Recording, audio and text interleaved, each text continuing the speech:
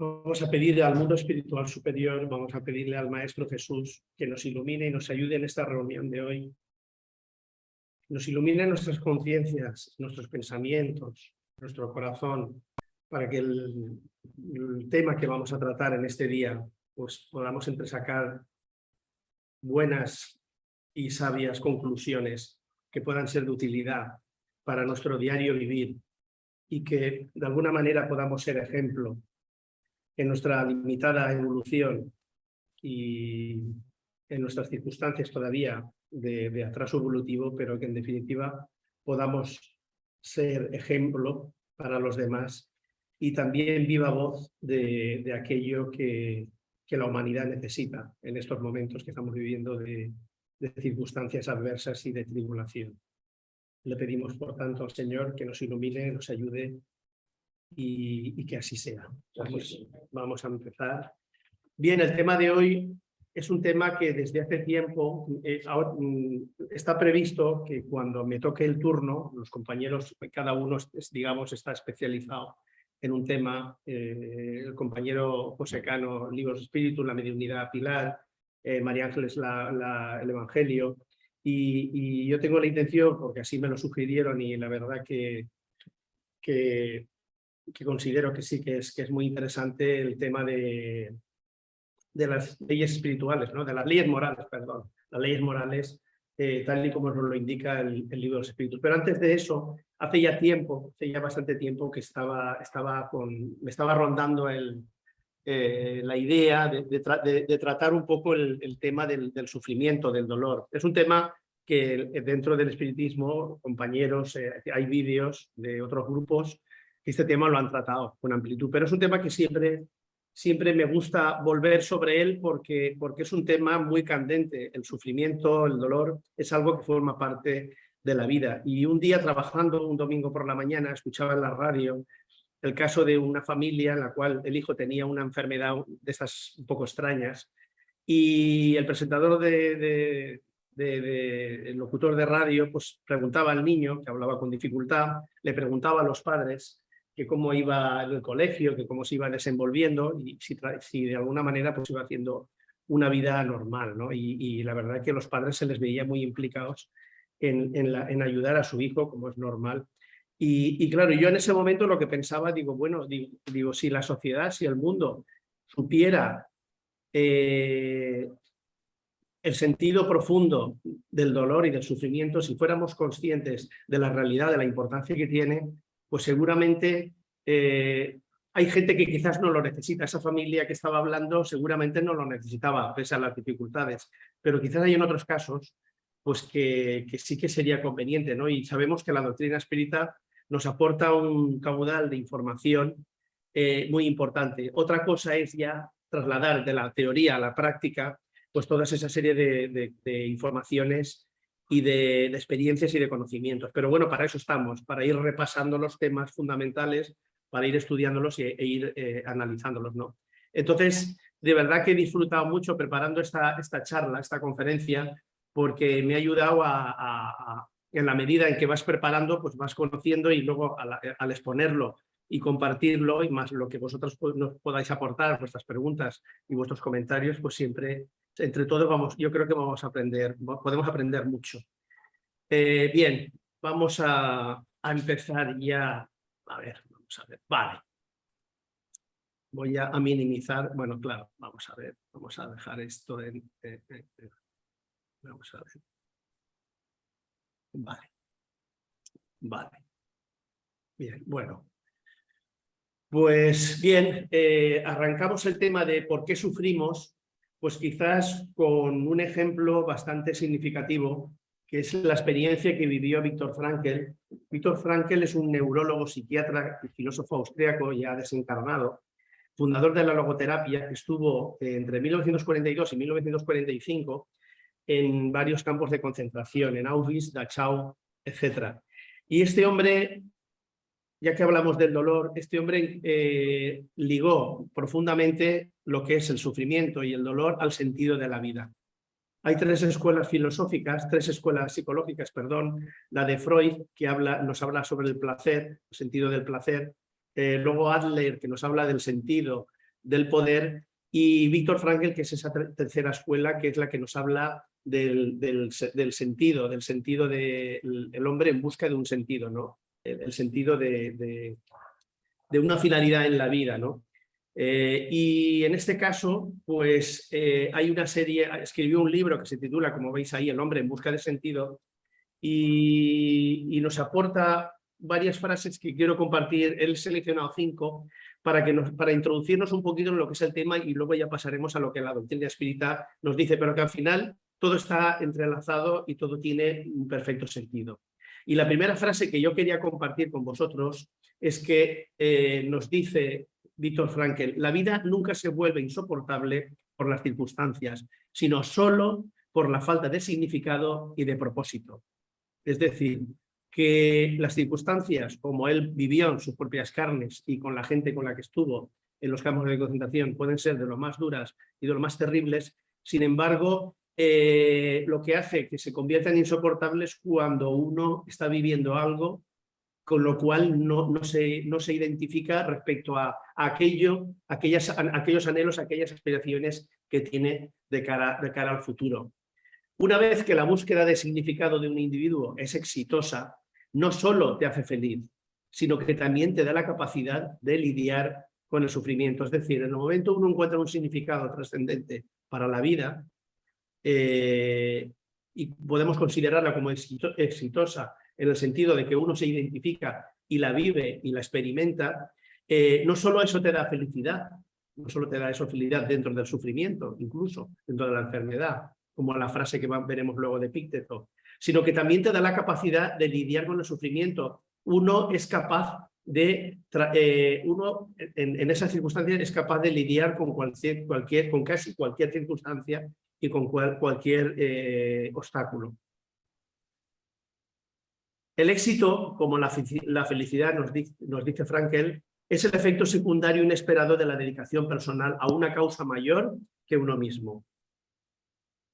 O sea que la dedicación hacia una causa que es la que llena tu vida, que el objetivo no está aquí en el presente para ahora mismo, sino que lo que yo hago en este momento me identifico porque sé que me va a dar unos resultados en el futuro que me van a llenar de plenitud.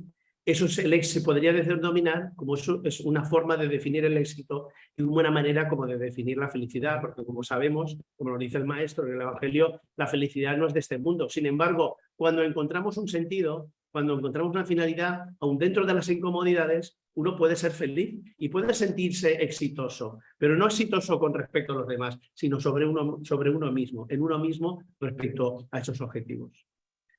Cuando ya no podemos, esta es la frase, yo creo que es la frase por excelencia de Viktor Frankl, y es muy interesante. Cuando ya no podemos cambiar una situación, tenemos el desafío de cambiarnos a nosotros mismos.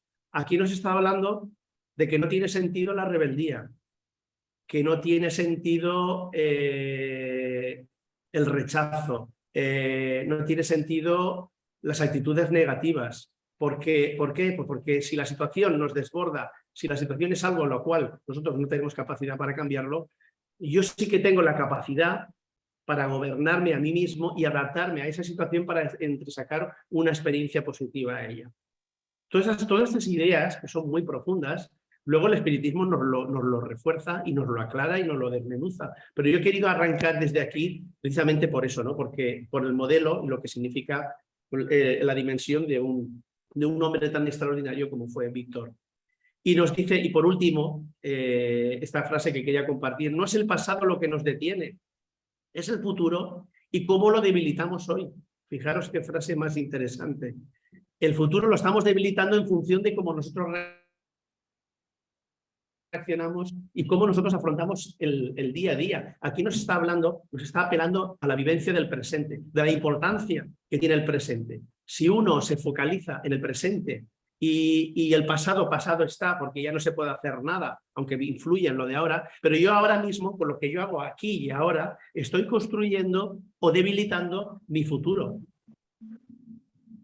Cuando nos dejamos llevar no soportamos y nos dejamos llevar y vamos cayendo en ese debilitamiento, en esa falta de finalidad, en esa falta de objetivos en la vida, pues hay gente que como en último extremo, la última circunstancia, y eso por desgracia está ocurriendo hoy día y cada vez con mayor fuerza, pues la gente se quita la vida o la gente toma decisiones radicales porque al no tener objetivos en la vida, al no tener un sentido, un buen sentido, pues uno se va debilitando ese futuro a corto plazo, a medio o corto plazo, pues uno llega a un momento en el cual pues al final se quita la vida, como luego a continuación veremos, ¿no? en un caso extremo. Y hemos mencionado a Epícteto, que nació en el año 55 de nuestra era, y ya en aquella época fue un sabio griego de la escuela estoica, que al principio, que una parte de su vida la vivió como esclavo, pero fue un sabio extraordinario, no dejó nada escrito. Sin embargo, hay una frase que es maravillosa. Fijaros, dice, es un falso lenguaje el pretender que la salud es el bien y la enfermedad es un mal. Usar bien de la salud es un bien. Usar de ella malamente es un mal, lógico. Usar bien de la enfermedad es un bien, usar mal de ella es un mal. Se saca el bien de todo, aún de la misma muerte. Fijaros la relación que esta frase maravillosa, memorable de este filósofo estoico tiene con lo que hemos leído y lo que hemos analizado así un poco superficialmente con lo que nos dice Viktor Frankl, ¿no? Todo el poder, toda la sabiduría, toda la fuerza, porque somos seres inmortales, somos seres divinos en desarrollo, con capacidad para desarrollar nuestras capacidades sin apenas límite, pues significa que todo lo que nos ocurre son herramientas que el espíritu, que el ser puede utilizar para el bien, sea en la salud y, como aquí dice el filósofo, en la enfermedad, etcétera, porque una persona puede estar bien, pero si uno abusa de esa salud y no cuida y no actúa bien, pues entonces la salud la está empleando malamente.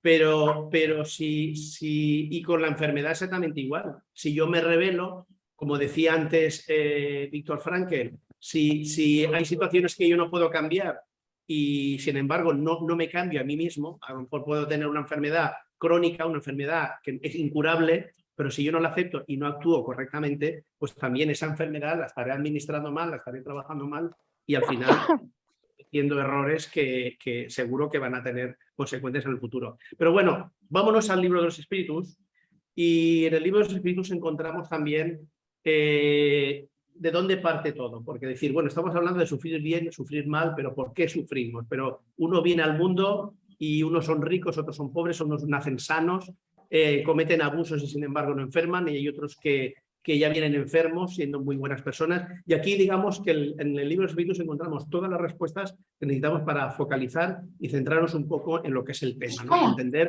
el sentido profundo de las cosas. Y nos dice, pregunta Kardec, ¿qué objeto tiene la encarnación de los espíritus? Y nos dice, Dios se le impone con el propósito de hacerlos alcanzar la perfección. Para unos constituye una expiación, para otros una misión. Pero para llegar a esa perfección deben sufrir todas las vicisitudes de la existencia corporal. En ello reside la expiación.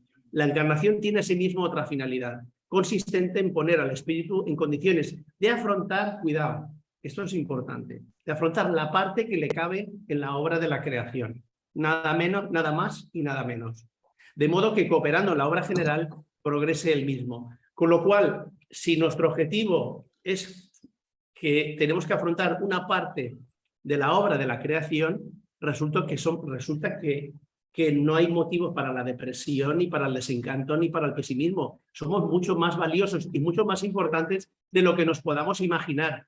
Que las circunstancias materiales en un momento dado nos dejan en una posición miserable o en otra posición, digamos que son distintos papeles en una misma obra de teatro, permitidme el simbolismo, pero que en cada existencia, en cada obra, vamos representando un papel distinto. Pero que la finalidad nuestra, que es afrontar la parte que nos queda, tenemos asignada de la creación, significa que somos muy valiosos, somos muy importantes. Y puesto que somos muy importantes, todas las cosas que nos ocurren tienen una finalidad superior. Y eso es algo a lo que todos tenemos que tener un objetivo y una claridad respecto a esta cuestión, ¿no? Y luego Kardec continúa la pregunta 133 de los espíritus. Kardec pregunta: ¿los espíritus que desde el comienzo siguieron el camino del bien tienen la necesidad de la encarnación? Porque si uno va haciendo el bien y no se intoxica, digámoslo así, de la parte negativa, y dice: todos ellos son creados simples e ignorantes y se instruyen en las luchas y tribulaciones de la vida corporal. Siendo justo, no podía Dios hacer dichosos a algunos sin penas ni trabajos y por lo tanto sin mérito. O sea que Dios a todos nos coloca en la misma casilla de salida. No hay privilegios de ningún tipo hacia absolutamente nadie. Todos partimos de una base. La camisa de ella, por favor. A ver. ¿Qué ha pasado? Vale, sí. Perdón. Vale. Sí, porque es que si no hay por ahí. Vale. Voy a compartir. Perdón. Vale, entonces tendrás que compartir pantalla. Ya, vale. Perdonad el inciso. Vale. Estábamos en esto, en que somos creados todos simples e ignorantes y que, claro, de la única manera que nos podemos instruir, que podemos evolucionar, es en las luchas y en las tribulaciones de la vida corporal. Uno sentado, por poner un ejemplo, uno sentado en un sofá y delante de una televisión, pues uno no progresa. Uno progresa en aquello que trabaja, en aquello que desarrolla, en aquello. Y en la medida en que esas potencialidades que todos tenemos para formar parte de esa asignación que tenemos en la obra del creador, pues significa que tenemos unos valores, somos un diamante en bruto que debemos de ir desarrollando esas cualidades. Y esas cualidades se desarrollan solo a través del trabajo y de las tribulaciones. Sí que es verdad que pueden ser dolorosas, pueden ser difíciles en un mundo de esta naturaleza, en un mundo inferior. ¿Por qué? Pues porque somos espíritus todavía con tan poca evolución y con tan poca experiencia que necesitamos el acicate del dolor para desarrollar. ¿Qué ocurre? Que el espíritu hay un momento dado, hay un momento en su evolución y ya tiene la suficiente madurez y entonces ya no necesita ni del sufrimiento ni de las tribulaciones tal y como nosotros la entendemos. Es algo que para el espíritu es algo ya de mucho más, digámoslo así, liviano, ¿no? Pues vamos a continuar. Y luego continúa, digamos, como un apéndice de la misma pregunta, dice: pero entonces, pregunta Kardec, ¿de qué vale a esos espíritus haber seguido la senda del bien si ello no les exime de las penas de la existencia corporal? Y claro, dicen: bueno, llegan más pronto a la meta. Además, los pesares de la vida son muchas veces la consecuencia de la imperfección del espíritu. Cuanto menos imperfecciones tenga, tanto menores serán los tormentos que padezca. Aquel que no es envidioso, ni celoso, avaro, ni ambicioso, no sufrirá los suplicios que de esos defectos nacen. O sea, significa que, claro, hablamos de dolor, hablamos de sufrimiento y pensamos que todo ese dolor y ese sufrimiento está programado, pero nada más lejos de la realidad, porque cuando estudiamos la reencarnación en profundidad y tal y como la propia espiritualidad nos indica, muchos de los males que nosotros padecemos en esta vida son provocadas por nosotros mismos en esta misma existencia. ¿Por qué? Pues por falta de prudencia, por falta de paciencia, por intolerancia, por todos esos defectos de la envidia y los celos, que si somos envidiosos, si somos celosos, si somos ambiciosos y nosotros trabajamos y nos dejamos llevar por esos defectos, las consecuencias no pueden ser buenas. Si yo cometo excesos con el tabaco, con el alcohol, con la comida, con lo que sea, lógicamente eso no me puede traer nada bueno. Ahora, ¿que eso estaba escrito? No, para nada. Estaba escrito que yo iba a pasar la prueba de determinadas cosas. Eso sí, estaba planificado, pero luego mis reacciones son de mi libre albedrío. Ahí en realidad es algo que ya depende de uno mismo, ya no depende de los demás, etcétera. Y eso no significa que la ayuda espiritual que todos tenemos no nos aconsejen cuando por la noche, cuando nos desdoblamos, cuando nos inspiran a través de la mediunidad, porque todos de mayor o menor medida somos medios, nos inspiran, nos indican, a veces a través de terceras personas, nos aconsejan Pero si nosotros no hacemos caso, no podemos culpar a la divinidad o a la fortuna o a la providencia muchas de las cosas que nos ocurren, ¿no? Vamos a continuar. Y ya hemos estado viendo el libro de los espíritus y hay un capítulo en el Evangelio, según el espiritismo, bienaventurados los afligidos, que ahí da una serie de explicaciones muy profundas sobre esta temática, ¿no? En las bienaventuranzas del Maestro, el mismo Jesús, hay un apartado en una de las bienaventuranzas que nos dice que bienaventurados los afligidos. Esto puede parecer un contrasentido, sin embargo, aquí nos lo explica, y yo he sacado algunos párrafos, algunas ideas para comentar aquí con vosotros. Y nos dice, el hombre es, en un gran número de casos, lo que estábamos comentando antes, el artífice de sus propios infortunios. No obstante, en vez de reconocerlo, encuentra más sencillo y menos humillante para su vanidad acusar de ello a la suerte, a la providencia, a la falta de oportunidades, a su mala estrella, cuando en realidad su mala estrella reside en su propia incuria.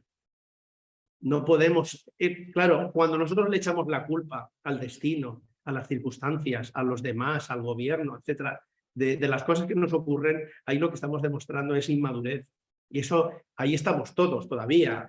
Todavía nos falta un largo camino por recorrer, pero es la pura realidad. No podemos estar justificándonos siempre con lo que ocurre alrededor, porque sí es verdad que los demás pueden tener su parte de responsabilidad, pero eso es algo que uno no puede controlar. Puede denunciar, lo puede comentar, puede, no sé, buscar la manera de solucionarlo, lucharlo de alguna manera o pelearlo, pero al final a la única parte que uno puede gobernar realmente es a uno mismo. Uno no puede gobernar a los demás. Puede intentar, se puede esforzar, pero al final es el gran objetivo, el sentido de la vida de la que nos hablaba Viktor Frankl, se encuentra en eso, en unos ideales superiores en los cuales yo soy el dueño de mí mismo, yo me gobierno a mí mismo, pero yo no puedo, tengo que entender que yo no puedo cambiar a los demás y que yo no puedo gobernar a los demás a mi capricho como a mí me gustaría que fuera, ¿no? Ni tan siquiera lo hizo el Maestro Jesús, imaginaros todos los demás, ¿no? En nuestra pequeñez. Y dice, el hombre habrá de evitar las aflicciones cuando trabaje para su mejoramiento moral, tanto como lo hace para su mejoramiento intelectual. Y eso nos lo dice en una época, esto está escrito en el siglo XIX, pero bueno, siglo XX, sabemos, y este principio del siglo XXI, pues hemos tenido un mejoramiento intelectual extraordinario. Pero claro, todavía nos queda la gran asignatura pendiente, que es el mejoramiento moral. Y mientras no mejoremos a nivel moral, pues vamos a tener problemas precisamente de tribulaciones, vamos a tener problemas del dolor y de sufrimiento, ¿no? Por eso, bienaventurados los afligidos, porque estos serán los que heredarán la tierra, ¿no? Serán los que se limpiarán de tal manera que se despojarán de todas esas imperfecciones que le impiden el acercarse al prójimo y tendrán la suficiente limpieza como para formar parte de esa nueva humanidad, ¿no? Y continúa el capítulo 5 y nos dice, el hombre siempre es castigado por donde pecó. Siempre es castigado por donde pecó. No pensemos otra cosa. Los padecimientos que resultan de su falta constituyen para él una advertencia de que ha obrado mal. Le sirven de experiencia, le hacen sentir la diferencia entre el bien y el mal, así como la necesidad de mejorar con el fin de evitar en lo sucesivo aquello que se transformó para él en una fuente de pesares. Si no fuera así, no tendría ningún motivo para enmendarse. Es tan simple y tan duro como eso, pero es la pura realidad. Nosotros somos la consecuencia de miles de circunstancias, de tribulaciones, desde que éramos espíritus primitivos, en lo cual predominaban los instintos por encima de cualquier cosa, y nos fuimos sensibilizando y fuimos adquiriendo experiencia a lo largo de los siglos. Y si hoy día tenemos algo de sensibilidad, si tenemos sentimientos, si tenemos delicadeza y tenemos cualidades, es gracias a todas esas tribulaciones, a todas esas experiencias que hemos ido desarrollando a lo largo de las diferentes existencias. Si no, estaríamos tan primitivos y tan brutos como al principio. Esa es la pura realidad. Pero claro, como formamos parte de ese gran plan divino, y tenemos todos ese potencial en el cual el día de mañana seremos como dioses, entre comillas, pues todo eso tiene que ir aflorando y tiene que ir desarrollando. Lo que ocurre es que somos tan refractarios al progreso, todavía nos domina tanto la parte material, que el progreso que a día de hoy nosotros realizamos es muy, muy, muy lento. Y por eso, dentro de esa torpeza y de esa inferioridad, cuando nos vienen cambios en la vida, pues nos mareamos, nos volvemos un poquito desvariados, un poquito locos, porque no estamos acostumbrados a los cambios, no estamos acostumbrados a las situaciones que nos modifican el entorno, las circunstancias, para que obligarnos a tener que cambiar nosotros mismos, porque todo al final, creo que es en la frase que viene a continuación, bueno, en la siguiente, todo al final todo está sometido a cambios. Dice, y aquí también comenta otra cosa que es importante, dice, la expiación sirve siempre de prueba, pero la prueba no siempre es una expiación. Esto también es un punto que hay que tener en cuenta y que es muy importante. Tanto las pruebas como las expiaciones son siempre señales de una inferioridad relativa, porque quien es perfecto no tiene necesidad de ser puesto a prueba. ¿Qué significa esto? Que cualquier expiación, nosotros hemos cometido errores graves en otras vidas, venimos a rescatarlos, a corregirlos, y se puede considerar, la palabra que utilizaban entonces era una expiación, ¿no? Expiación o reparación, como lo queramos llamar. Y claro, eso sirve como prueba, porque al final yo, ante esa expiación, yo siempre soy dueño de mí mismo y puedo reaccionar bien o puedo reaccionar mal. Pero la prueba no siempre es una expiación. ¿Qué significa? Que pueden existir pruebas en el ser humano, enfermedades crónicas, como comentábamos, etcétera, etcétera, etcétera, o golpes en la vida, que no necesariamente son expiaciones, situaciones vividas en el pasado, sino que el espíritu, ya con una cierta lucidez y con el amparo de los guías espirituales, cuando el espíritu tiene ansias de progresar, de luz y de crecimiento, pide venir en una asistencia física, que para el espíritu una asistencia física es apenas nada, es algo transitorio, pero de mucha responsabilidad, piden venir en unas condiciones para poder progresar. Y son pruebas, no son expiaciones, son pruebas. Pero claro, las consecuencias tendrán las que tendrán si actúa, como decimos, actúa bien o reacciona mal, ¿no? Pero hay que tener claro que no siempre cuando vamos por la calle y vemos a alguien en una silla de ruedas o con una deficiencia psíquica, etcétera, etcétera, no significa que, a saber esta persona lo que habrá hecho en nuestra existencia. No, a veces no significa eso. A veces lo piden para progresar con mayor fuerza y desarrollar una serie de cualidades que de otra forma le hubieran costado muchísimo trabajo el poderlas desarrollar. Y continuando, en el ítem 16 nos habla de lo que hemos hablado un poquito antes, ya que sería el extremo ya último, que es cuando la persona no entiende nada, no se trabaja su interior y las situaciones le desbordan y no ha encontrado un sentido a la vida. Cuando uno no encuentra el sentido a la vida y no se esfuerza y no trabaja por encontrarlo, pues llega un momento, pues lo que le ocurría a Viktor Frankl, que él tenía compañeros los cuales eran famélicos, eran enfermizos, y sin embargo tenían una ilusión por volver a ver a su familia, por un objetivo en la vida que eso les mantenía vivos. Y gente fornida, fuerte, con gran capacidad física y mental, y sin embargo se venían abajo porque no tenían ningún objetivo en la vida. Habían perdido a sus seres queridos, no tenían un objetivo claro, y esas personas, muchas de ellas, se dejaban llevar, incluso se iban contra las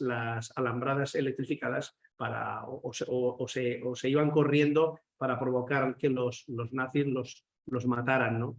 Cualquiera que intentara huir, ¿no? Habían suicidios directos e indirectos por esa circunstancia. Y eso era algo que el propio Viktor Frankl, como estudioso, como psicoanalista, como psiquiatra, él lo observaba y lo analizaba y lo estudiaba, ¿no? Por eso dice que la incredulidad, la simple duda acerca del porvenir, en una palabra, las ideas materialistas, porque al final estamos hablando de ideas materialistas, de lo que vemos, sin ir más allá, al final el materialismo es eso, son las más grandes instigadoras del suicidio, pues engendran la cobardía moral. Si no hay nada, si yo en la vida no puedo conseguir lo que quiero, pues yo me quito de en medio y como luego no existe nada, pues yo dejo de sufrir y ya está. Y ya no molesto a nadie ni me entorpezco a mí mismo. Y hay gente que llega a un momento que llega hasta ese extremo, ¿no? Claro, en un campo de concentración, ahí la lucha, digámoslo así, es mucho más fuerte. Sin embargo, hay gente que lo tiene todo y sin embargo, precisamente por esas ideas materialistas, por esa falta de ayuda, de desenvolvimiento personal, pues hace que al final lleguen hasta ese extremo. Y, por ejemplo, pues bueno, esto es aplicable, por ejemplo, al debate de la eutanasia, al debate del aborto. Son dilemas existenciales que solo se pueden resolver teniendo en cuenta las leyes naturales o lo que es lo mismo, las leyes de Dios. Si nosotros tenemos una finalidad en la vida, hay que luchar por la vida, ¿no? Hay que luchar por la vida y hay que luchar por merecer hacer las cosas bien y tener un futuro mucho más edificante. Y la verdad que este conocimiento espiritual nos ayuda mucho porque hoy día precisamente estamos viviendo una época de confusión muy grande en el cual hay debates sobre cuestiones que la espiritualidad nos aporta mucha luz y sentido común y sin embargo pues nos dejamos llevar a veces por la parte emocional, por el victimismo, por sentirse las personas que son víctimas del destino, de las circunstancias y que eso les da el derecho, nos da el derecho de actuar muchas veces como nosotros quisiéramos, ¿no? Y luego, pues al no darle, por ejemplo, valor al sufrimiento, por ejemplo, en el tema de la eutanasia, aunque es un tema que sería para explicarlo con mayor profundidad, pero la gente dice, bueno, sufrir por sufrir, pues mejor cortar con aquello que según algunos materialistas piensan que ya no tiene sentido, ¿no? Y luego, pues ya en lo que son las instrucciones de los espíritus, en este mismo capítulo, en el capítulo, en el apartado que se titula Sufrir bien y sufrir mal, nos dice Lacordaire, el religioso, del que hablaremos un poquito de él ahora a continuación, nos dice: la carga es proporcional a las fuerzas, así como la recompensa será proporcional a la resignación y al valor. La recompensa tendrá tanto más valor cuanto más penosa haya sido la aflicción. Es decir, que la carga siempre es proporcional a las fuerzas, nunca nadie va a sufrir algo que sea insoportable, aunque nos lo pueda parecer, pero no hay nada que uno tenga que vivir que no pueda soportar, y que la recompensa, digamos que la compensación a esa circunstancia, la resignación y el valor, que son elementos, son virtudes de un gran potencial para el espíritu, si uno es capaz de desarrollarlos y trabajarlos, la recompensa tiene tanto más valor, lógicamente, cuanto más penosa ha sido la aflicción, ¿no? Y nos aconseja este espíritu venerable. Dice: cuando tengáis un motivo para el sufrimiento o la contrariedad, intentad superarlo. Y cuando lleguéis a dominar los impulsos de la impaciencia, ahí me apunto yo el primero, de la cólera o la desesperación, decíos a vosotros mismos con justa satisfacción: he sido más fuerte. Porque a veces dominar la impaciencia, el enfado o la cólera o la desesperación, cuando parece que estás en un callejón sin salida y que no hay manera de resolver un problema, tener ese dominio de uno mismo, pues cuando ya ha pasado el temporal, porque al final todos son pruebas, sean expiaciones o no, pero al final todos son pruebas, cuando ya ha pasado el temporal, uno puede decir, como aquí nos dice Lacordaire, he sido más fuerte. El caso de este religioso, quiero aprovechar, es muy interesante, porque este hombre fue eclesiástico, predicador, periodista, teólogo, e incluso hasta activista político francés de la primera mitad del siglo XIX, que también, por ejemplo, pues que restableció la orden dominicana en Francia después de la Revolución, ¿no? Que digamos que hubo un movimiento antirreligioso muy fuerte y este hombre fue un religioso muy inteligente, extraordinariamente inteligente, tenía fama de ser el mejor orador de púlpito de la época, allí en la Francia de aquella época. Y además lo curioso de este hombre es que conoció las mesas giratorias. Y en la revista Espírita de febrero de 1867 hay un artículo de Kardec en la cual una serie de cartas que están archivadas y que son de dominio público, que tenía él con amigos y amigas o familiares o compañeros, pues él ya hablaba, fijaros hasta qué punto, ya hablaba cuando todavía el espiritismo no existía, estamos hablando de 1853, ya hablaba de esas mesas giratorias, que era algo como muy vasto, pero que sin embargo sí que aportaba una serie de informaciones, porque él había asistido a esas reuniones y sí que había recibido informaciones muy importantes. Entonces, que no sé si era el propio Kardec que decía que Lacordaire, pese a ser religioso, dominico, etcétera, pero fue espiritista antes de que el espiritismo casi hubiera existido, ¿no? Entonces habla muy bien Kardec de él. Incluso, fijaros hasta qué punto este hombre desencarna en 1861, y prácticamente al poco tiempo pues empezó ya a comunicar y a formar parte ya del espíritu de la verdad, del equipo del espíritu de la verdad, porque fijaros, estas comunicaciones, y hay muchas más de él en la revista Espírita y en la codificación, esta es de 1863, apenas habían pasado 2 años desde su desencarnación, para que nos demos cuenta del mundo espiritual, cómo trabaja y cómo la fuerza que tiene para trasladarnos información y conocimiento, ¿no? Vamos a continuar. Y ahora quería también un poquito hacer mención al gran filósofo, después de Kardec, un filósofo extraordinario, y tiene unas reflexiones sobre el dolor, León Denis, especialmente en la obra El problema del ser y el del destino, y yo creo que merece la pena al menos leerlas, y no sé si nos va a dar tiempo a comentarlas, ¿no? Todas ellas, ¿no? Pero he hecho aquí un pequeño extracto en el capítulo 26 del libro El problema del ser y el destino, que habla sobre del dolor y nos dice, en el fondo, fijaros, dice, el dolor no es más que una ley de equilibrio y de educación. No hay duda, las faltas del pasado recaen sobre nosotros con todo su peso y determinan las condiciones de nuestro destino. El sufrimiento no es a menudo otra cosa que el contragolpe de las violaciones cometidas contra el orden eterno. Todos los seres deben sufrirlo. Su acción es bienhechora para quien sabe comprenderla, pero pueden solo comprenderla los que han sentido sus potentes efectos. O sea, la resignación de la que hablábamos antes. Y fijaros, el dolor nos dice, no es más que una ley de equilibrio y de educación. O sea, el dolor nos educa y nos ayuda a reequilibrarnos, a reequilibrarnos y a extraer de nuestro interior esas cualidades, esas potencialidades que las tenemos dormidas y que van aflorando y van creciendo. Fijaros qué maravilla, ¿no? Y estos son conocimientos que, por desgracia, esto se debería de estudiar y se debería de profundizar más, ¿no? Ojalá algún día estas cosas lleguen a los colegios, pero yo creo que es cuestión de tiempo. Pero qué profundidad, como siempre, en las obras de León Denis, de la manera en que afronta las cuestiones vitales y fundamentales del ser humano. Y nos dice, fijaros, el dolor físico produce sensaciones, el sufrimiento moral, sentimientos.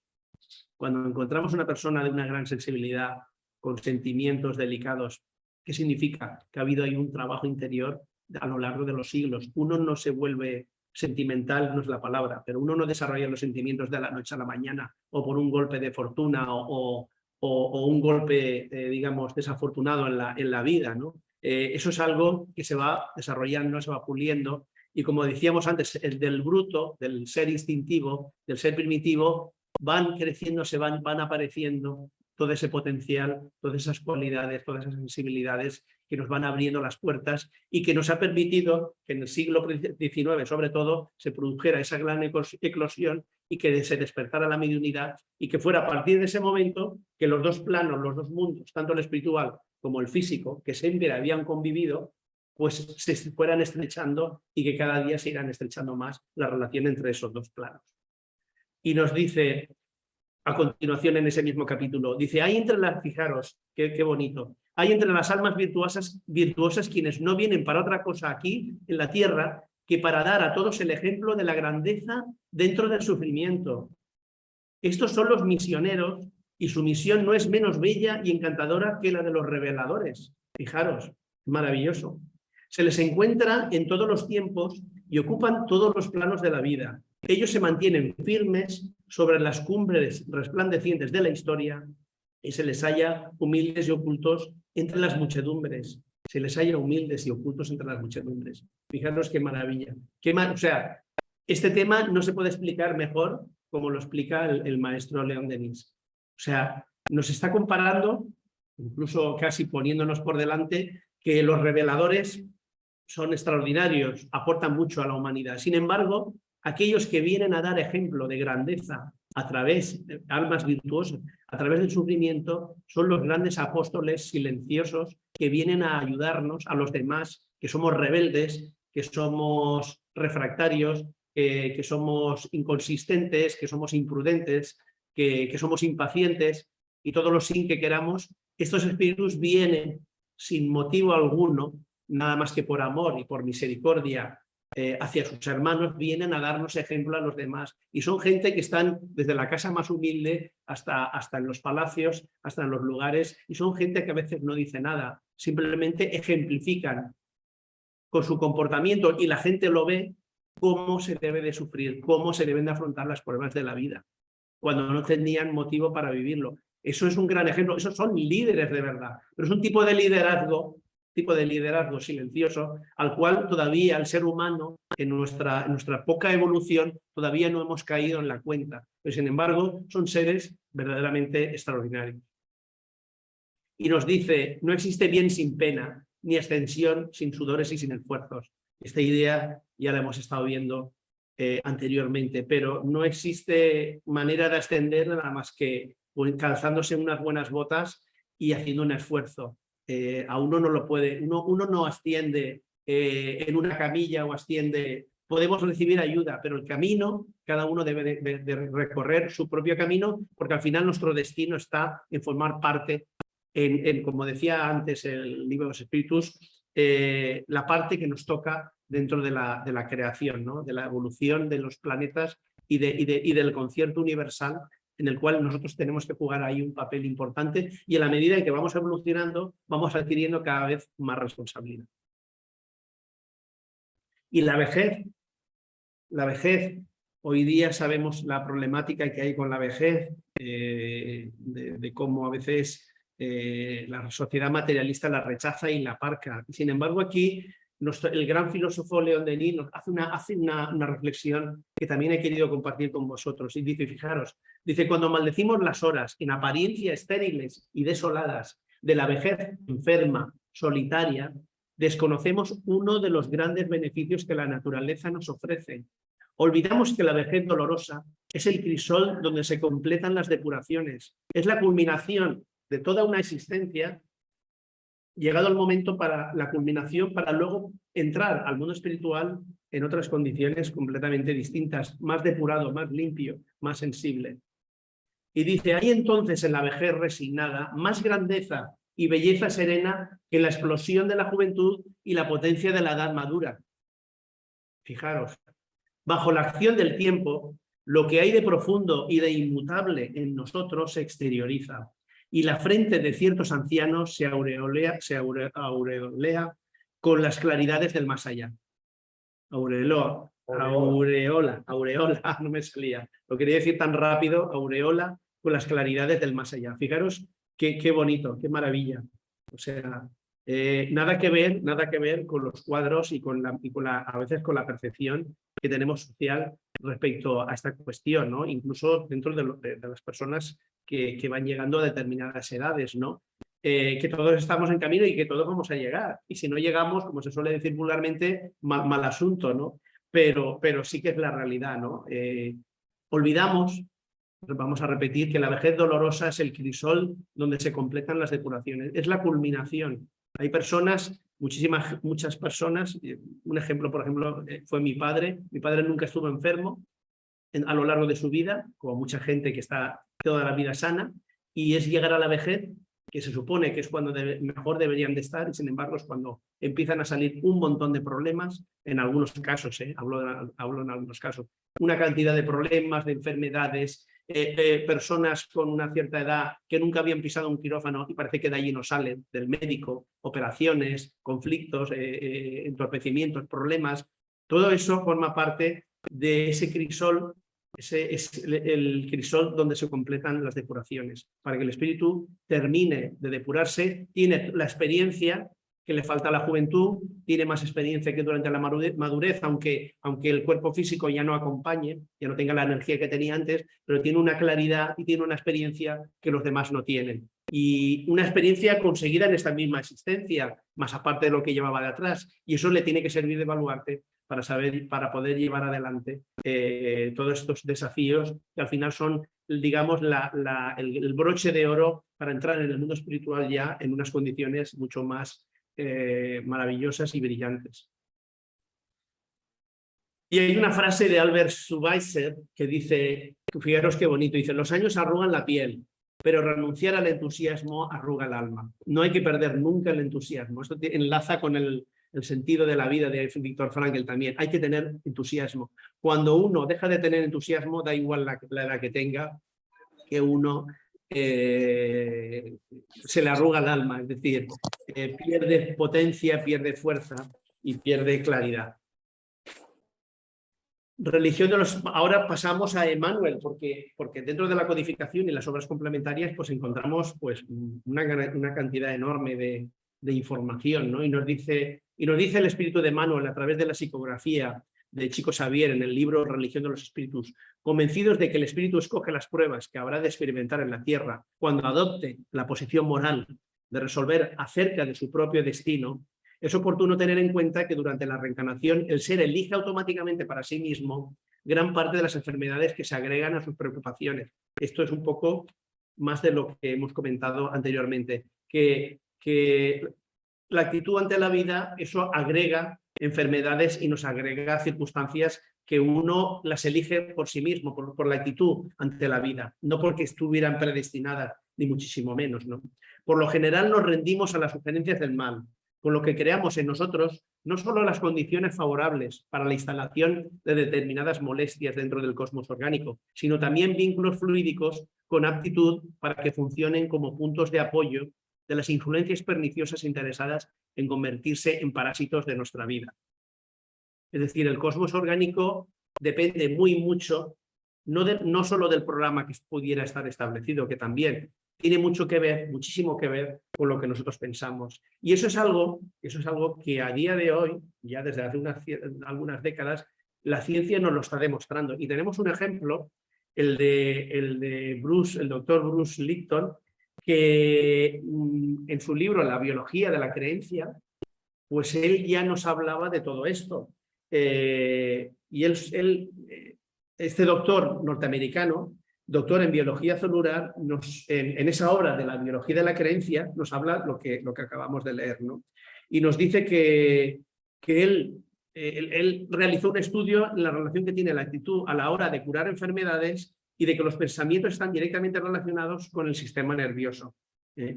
Y nos dice que al hacer un cambio en nuestros pensamientos podemos moldear e influir nuestra estructura genética. La investigación está enfatizando la conexión entre mente y cuerpo hasta el nivel de los genes. Es decir, nuestra actitud mental influye directamente sobre nuestra genética y sobre nuestras células. Y eso, lógicamente, nos da un poder y una conciencia de que muchas veces la salud o la enfermedad, muchas veces o prácticamente casi siempre, salvo circunstancias que están ya establecidas y a las cuales no se puede luchar, pero siempre, sea una enfermedad crónica, sea una enfermedad incurable o sea del tipo que sea, siempre la actitud mental va a influir poderosamente en que esa enfermedad se cure, desaparezca o si es una enfermedad crónica, que sus consecuencias, sus repercusiones sobre el organismo, sobre el ser humano, sean ínfimas o sean pequeñas, ¿no?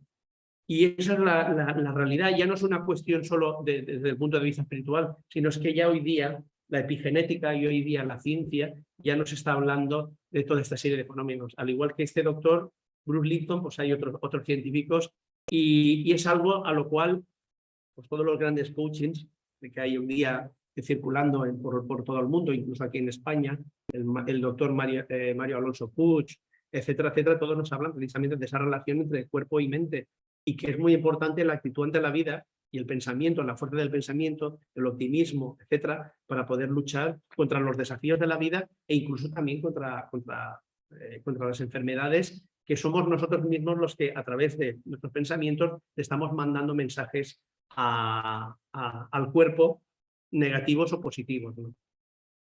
Y luego hay otra obra de Amelia Rodríguez, Trigo de Dios, y yo he querido hacer aquí una selección del capítulo 24, 3 veces lo negó, y es la conversación que tiene entre el Maestro Jesús y Pedro Simón, ¿no? Me pareció maravilloso y la verdad que lo he querido compartir con vosotros en relación al dolor, a lo que estamos estudiando. Y fijaros lo que le dice el maestro, con qué simplicidad, pero al mismo tiempo qué profundidad. Y nos dice, compara el dolor con el trigo, o sea, el ser humano con el trigo. Y dice, el trigo seleccionado se torna pan y otros 1000 alimentos. En eso estamos todos de acuerdo. Dice, el grano produce el grano y cuando es triturado propicia la manutención de la vida, grano y vida. El corazón humano, cuando es molido por el dolor, libera emociones trascendentales cual diamante en bruto que después de burilado fulge como una estrella. Fijaros qué maravilla. Y continúa. Las resistencias morales del ser valen según la forma y grandeza como soportan las pruebas y los sufrimientos. Ahí es donde está todo nuestro valor. El examen, la nota del examen depende de nuestras reacciones. Moler el grano es la forma de liberar los recursos nutritivos que duermen en él. Lo mismo sucede con las personas idealistas. Es decir, que el dolor nos moldea y luego el idealismo, las personas idealistas, pero idealistas de verdad, que no son idealistas de paso o de 4 días, que son idealistas de verdad, pues también se prestan a este tipo de demolición, por decirlo así, ¿no? o de trituración, ¿no? Como el grano, ¿no? Y ahí es donde uno desarrolla esas ideas, desarrolla esas virtudes, esas cualidades hacia el objetivo, hacia ese sentido de la vida hacia el cual busca, ¿no? Fijémonos cómo un ejemplo tan sencillo como es el trigo, como es el pan, etcétera, nos pueden dar una explicación tan maravillosa del sentido profundo que tiene el dolor y lo que son el tener un sentido en la vida y unos ideales, ¿no? Luego Neio Lucio, en otra de las obras, también nos habla sobre el dolor y nos dice, la razón del dolor humano procede de la protección divina. Los pueblos son familias de Dios que, a la manera de grandes rebaños, son llamados al aprisco de lo alto. La tierra es el camino, la lucha que enseña y edifica representa la marcha. El sufrimiento es siempre el aguijón que mantiene despiertas a las ovejas, que andan distraídas, como nos pasa a la mayoría, fuera de los bordes de la senda verdadera. O sea, que hace una definición de la psicología humana, del materialismo y cómo el aguijón del dolor nos tiene que empujar para despertar y decir, céntrate un poquito y no vivas tan disperso, no pierdas tanto el tiempo porque como ya te ha ocurrido otras veces, como ya nos ha ocurrido otras veces, pasamos por el mundo, desencarnamos y prácticamente no hemos evolucionado apenas nada. Y a veces ya no rescatando deudas del pasado, sino incluso a veces endeudándonos más, ¿no? Y esto es una manera de que la ley actúa para empezar a despertarnos un poco la conciencia y que reaccionemos. Dice, el exceso de poder favorece el abuso.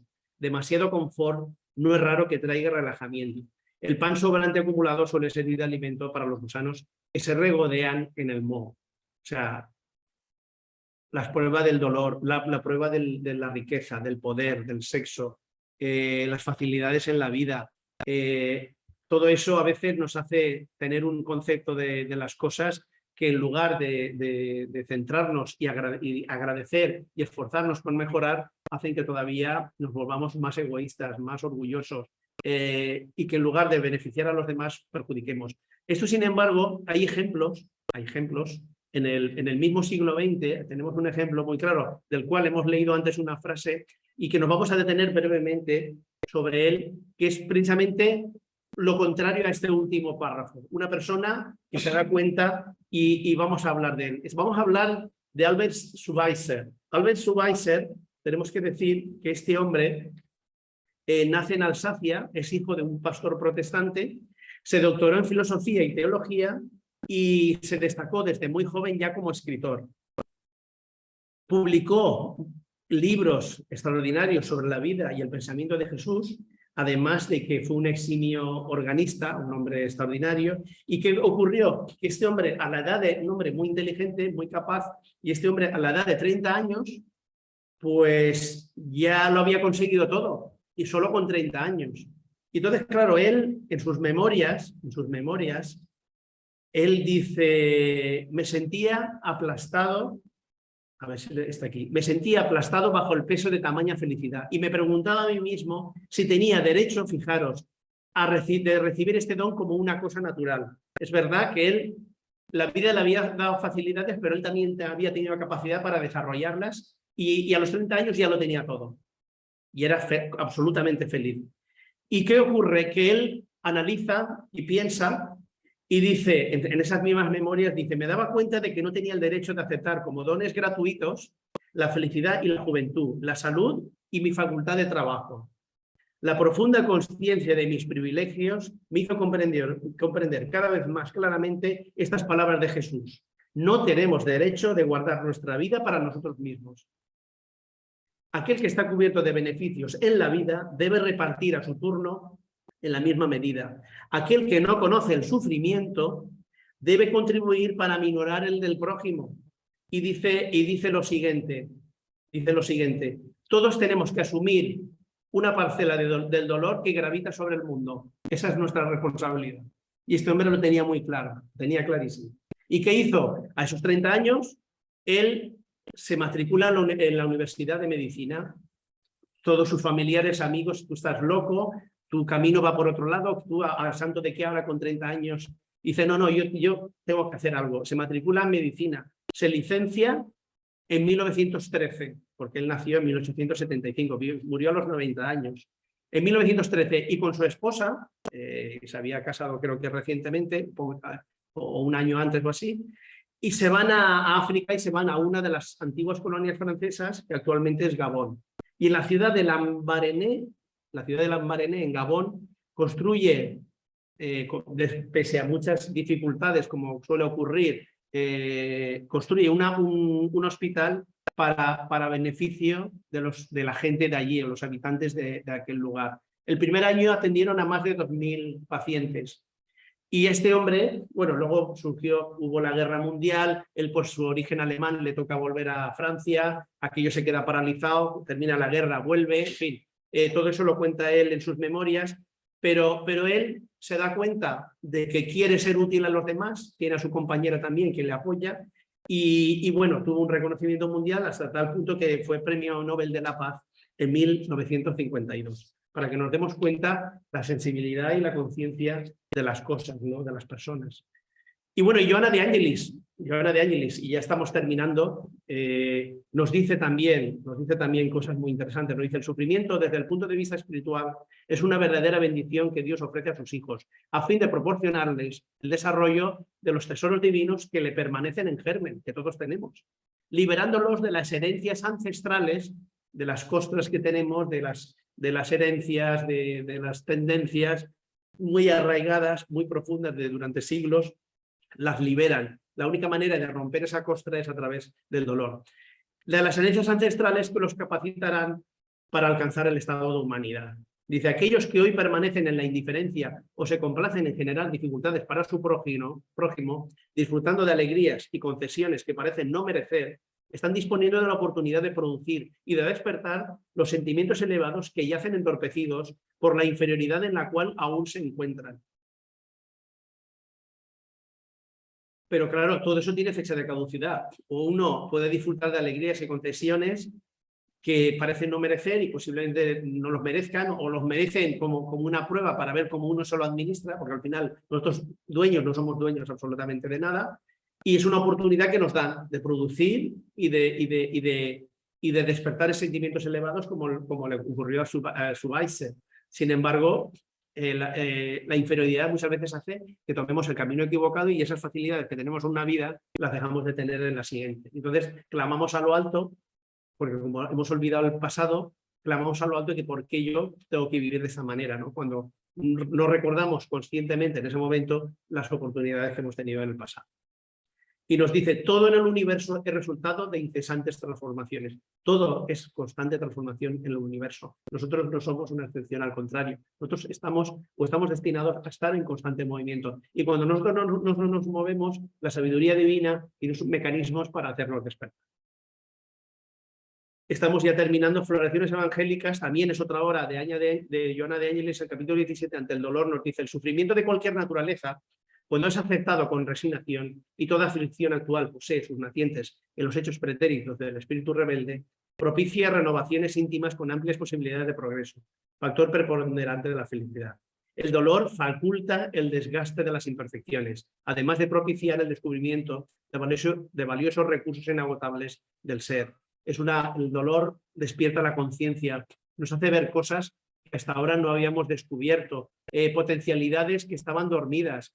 Ahí tenemos ejemplos a cientos, ¿no? Hay ejemplos de personas que les ha cambiado la vida con un aparente mal y eso les ha transformado y les ha ayudado a crecer y a empatizar con otras personas que a lo mejor han sufrido la misma enfermedad y que ve la necesidad y están necesitadas de que alguien les oriente y de que alguien les ayude, ¿no? Eso le da un sentido útil a su vida y eso es algo que luego en el futuro agradecen. De un mal se extrae un bien. Y ya para concluir las conclusiones brevemente, darnos cuenta de que el dolor siempre tiene una finalidad superior, siempre, pero depende de nosotros y que lo sepamos aprovechar, que la ley de evolución nos impulsa siempre al progreso, siempre al progreso. Depende de nosotros el que lleguemos antes o lleguemos después, depende de nuestro estado moral y del trabajo que realicemos en nuestro interior, que Dios es siempre justicia y amor, no podemos culpar a nadie de nada, somos nosotros los responsables, jamás actúa en contra de sus criaturas. Y por último, nuestra fatalidad es la felicidad y la perfección. Quitémonos las ideas negativas, depresivas, etcétera, porque nuestra fatalidad realmente es la felicidad y la perfección, que estamos camino de ello y que algún día lo alcanzaremos, ¿no? Y los idealistas, como es el caso nuestro, creo yo, pues de la mayoría de nosotros o de todos nosotros, pues nos hace trabajar y dentro de las dificultades saber que al final del camino, aunque ahora haya oscuridad y haya obstáculos, al final vamos a poder ver esa luz y vamos a poder trabajar en otras condiciones mucho más óptimas y perfectas. Y bueno, hasta ahí la exposición. No me he querido alargar más, pero bueno, esto ha sido un poco el compendio. Hemos escuchado a muchos sabios, que realmente el mérito es de ellos, de Joana de Angelis, Víctor Frankl, Allan Kardec, Lamennais, León Denis, extraordinario. En fin, yo creo que hemos visto ahí un repaso bastante grande, bastante importante respecto a la visión que estos grandes espíritus tienen sobre el dolor y que desde luego nos pueden aportar mucho y ayudarnos a reflexionar sobre nuestras propias vidas y ver aquello que nosotros podemos hacer por los demás y nada, y ya pues bueno, me pongo ya a disposición de vosotros. Si queréis abrir micrófonos. Habían aquí algunos mensajes en el chat, no he visto. Biología de la creencia. Dice, ¿cuál es el autor del libro de la biología de la creencia? Sí, Bruce Lipton. Bruce Lipton, sí, lo ponía allí, sí. Vale, sí. Correcto. Sí. Sí. Vale. Pues ya, no. Y es que he abierto el chat por si había alguna pregunta ya ahí y nada. Pero bueno, si alguien quiere preguntar algo. Yo te quería preguntar. Sí. Si, por ejemplo, en una vida normal un hombre, por su incuria, por su debilidad o por su impotencia ante la vida, tiene desórdenes, cae, al final de sus días lo ve una rebeldía en él, se queja de todo, maldice a Dios y a todos los espíritus, hasta todos los hombres. Me imagino que cuando vaya al mundo espiritual tendrá unas aclaraciones, ¿no? Claro, primero tendrá que vivir porque, claro, todas esas reacciones negativas le crean un psiquismo, le crean por decirlo así, una nube negativa que todavía perturba más, aparte de la parte negativa que también toma parte, valga la redundancia, en el caso. Y cuando desencarne tendrá que vivir un proceso de una cierta depuración, ¿no? En el cual pues tendrá que hacer un balance, una purga, por decirlo así, de su existencia, de lo que ha sido su existencia, de todo aquello que ha ido acumulando, se tendrá que ir despojando, porque también hablamos del dolor, pero también el sufrimiento en el astral inferior también juega juega un papel importante, un papel importante y positivo precisamente para eso, para restablecer el equilibrio perdido y que el espíritu recupere esa lucidez o esa sensibilidad, esa docilidad para permitirle que los espíritus venerables, los espíritus protectores, su guía espiritual, pues se pueda acercar a él y le pueda explicar, pues bueno, mira, esto tú habías venido a pasar todo esto lo has hecho bien, esto lo has hecho mal, esto te ha pasado, has vuelto a caer. Entonces el espíritu, como ya ha recuperado esa sensibilidad por la situación que ha estado viviendo en el astral inferior durante un tiempo, estamos hablando en términos genéricos, pues ya tiene la suficiente blandura, la suficiente madurez o sensibilidad como para estar receptivo y entonces aceptar, pues bueno, comprender que no lo ha hecho bien, que no tiene que culpar a nada ni a nadie, ni a las circunstancias, que era algo que él había pedido y que él mismo durante el transcurso de su vida lo había empeorado y que tiene que replantearse las cosas, tiene que hacer un examen de conciencia, tiene que volver a estudiar, tiene que analizar para prepararse una nueva existencia, para empezar a corregir aquello que ha hecho mal. Y a veces pues hay espíritus que en ese mismo mundo espiritual pues dan un cambio muy importante y vienen aquí a la Tierra, escuchan conferencias, ven ejemplos de espíritus que a lo mejor están encarnados pero ya tienen una cierta evolución espiritual, investigan, estudian, aprenden, se sensibilizan y luego cuando llega el momento de tener que reencarnar, aunque tenga que volver a pasar por pruebas duras, pero a lo mejor ya tienen una experiencia, ya por lo pronto y de una experiencia que quizás no tenían anteriormente. Y esa experiencia, más todo lo que han aprendido en ese intervalo que han estado en el mundo espiritual, más o menos largo, pues eso luego les sirve y así es la evolución. Así es la evolución. Es el funcionamiento. Y por ahí hemos pasado todo y estamos pasando todos. Pero es por eso, porque nuestro estado evolutivo todavía es muy bajo y nos cuesta mucho trabajo entender determinadas cosas. Y somos impacientes y nos rebelamos y echamos la culpa a los demás de lo que nos pasa. Y bueno, y el propio laboratorio lo tenemos a veces en nuestro propio hogar, en nuestra propia casa. Ahí es donde empieza a construirse la fraternidad para luego ir trasladándolo al exterior, ¿no? a la humanidad, a la sociedad. Y es eso, estamos en ese aprendizaje. Por eso hemos de darnos cuenta de que no es que haya que buscar el dolor, ni muchísimo menos, pero entender que cuando nos llega, pues comprender que cumple una función y es el elemento que nos ayuda mucho a la sociedad para sensibilizarnos, para crecer, sobre todo cuando hay situaciones colectivas de terremotos, de incendios, de circunstancias graves, pues la solidaridad es cuando ahí se despierta. La solidaridad de las personas que está dormida, muchas veces ves unos gestos hacia los refugiados, ves cómo la gente se desvive, se vuelca, ceden sus bienes, ceden comida, incluso a veces su casa, para que la gente, familias se puedan albergar en un domicilio, porque al fin y al cabo son familias como cualquiera, pero que se ha visto envuelto en una circunstancia como esa. En fin, hay una serie de elementos que nos demuestran que el dolor, en este caso el dolor colectivo, pues también nos sensibiliza. Y de la misma manera que a nivel individual hay grandes ejemplos, a nivel colectivo también hay grandes ejemplos, ¿no? De gente que ayuda y que muchas veces luego sale en las noticias, ¿no? Que como una cosa efímera, pero a veces luego sale en las noticias y la gente pues, se alegra extraordinariamente y es un bien que se hace tremendo, tremendo. ¿Alguien más quiere preguntar alguna cosa o alguien quiere comentar algo? ¿Alguna cuestión, algún comentario también? Si alguien quiere hacer algún comentario. Yo. Ah, mira, Daniele, sí, perdón, no te había... Sí, por favor, cuando quieras. El tema hoy ha sido muy interesante, ¿no? Por lo que envuelve el dolor de cada uno, no solo el dolor emocional, pero el dolor físico también. Ya ha habido durante muchos años una evolución muy interesante en la ciencia. Hoy día Sí. tenemos avances tanto científicos como estudios que nos traen, por ejemplo, la física cuántica. Dentro de la física cuántica también hablamos de lo que es el doble cuántico, que según los científicos nada más es que nosotros mismos, pero en un estado diferente. Nosotros espíritas entendemos desde una otra forma, pero en fin, la ciencia va permeando el espiritismo y llegando a algún punto.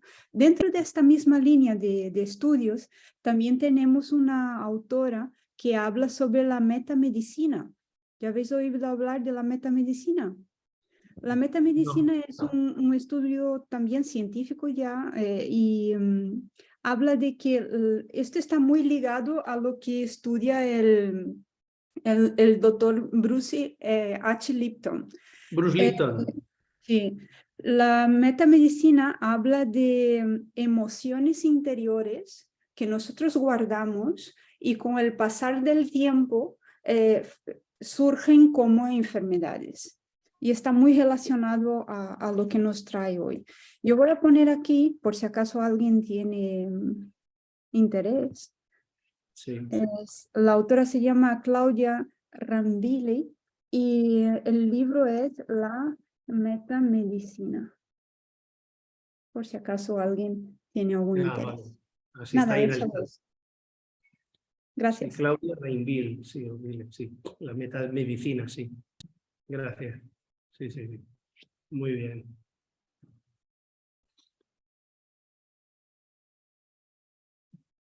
¿Algún comentario más? ¿Alguien quiere aportar alguna idea más, alguna cosa? La verdad es que escuchando a estos grandes maestros que hemos hecho aquí un repaso, la verdad que a veces te deja con palabras porque dices, bueno, ¿qué más vas a añadir, no? Todo lo que nos dice, bueno, lo de León Denis es maravilloso y bueno,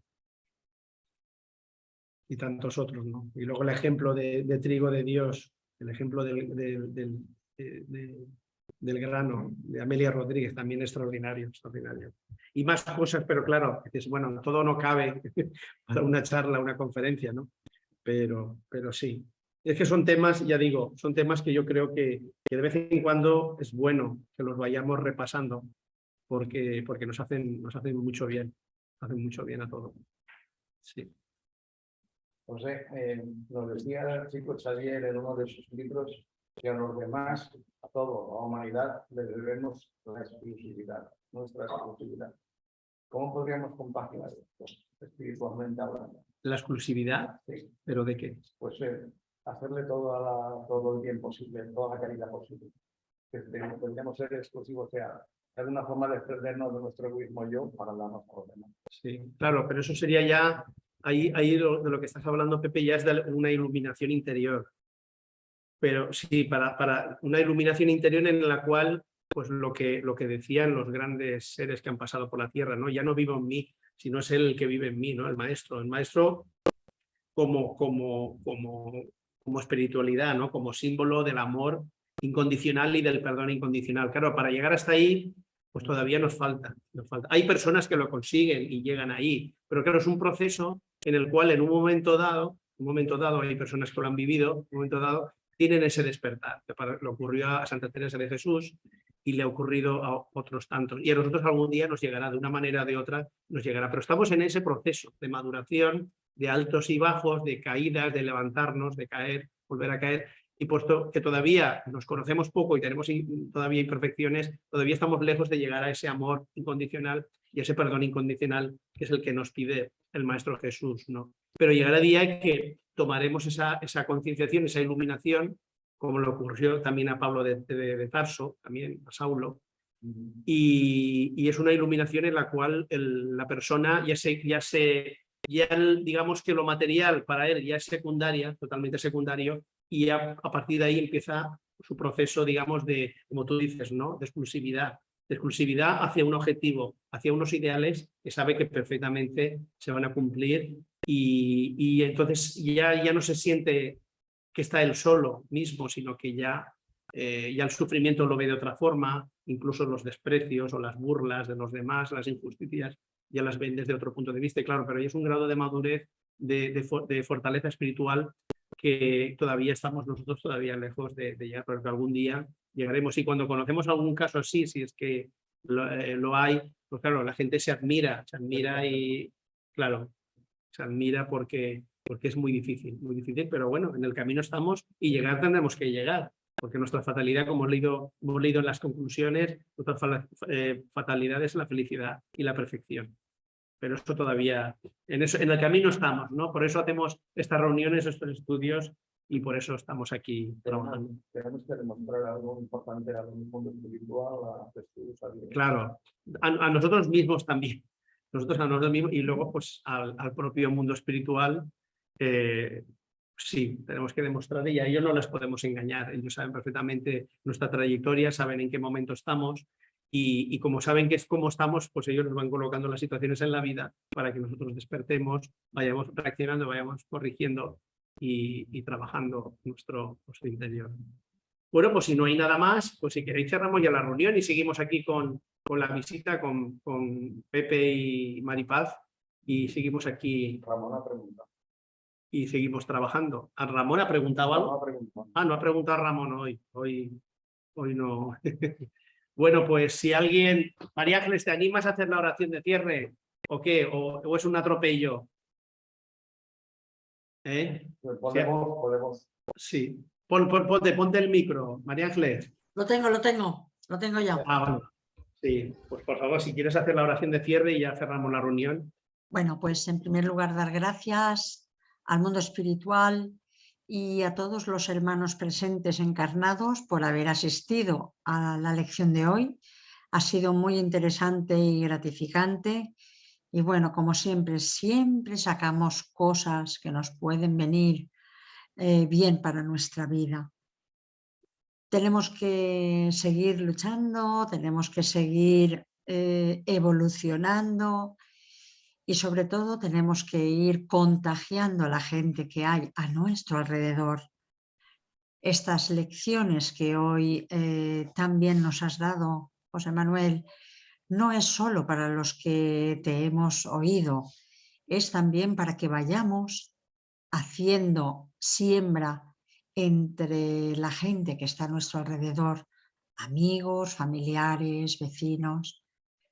Pues nada, dar gracias y que la bendición del Padre esté sobre todos nosotros, que así sea. Que así sea. Muchísimas gracias por la atención. Que así sea, muchas gracias. María, que muchas gracias a todos. Pasamos para la próxima semana. El próximo día.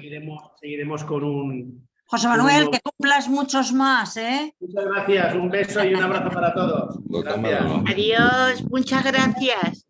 Adiós. Adiós.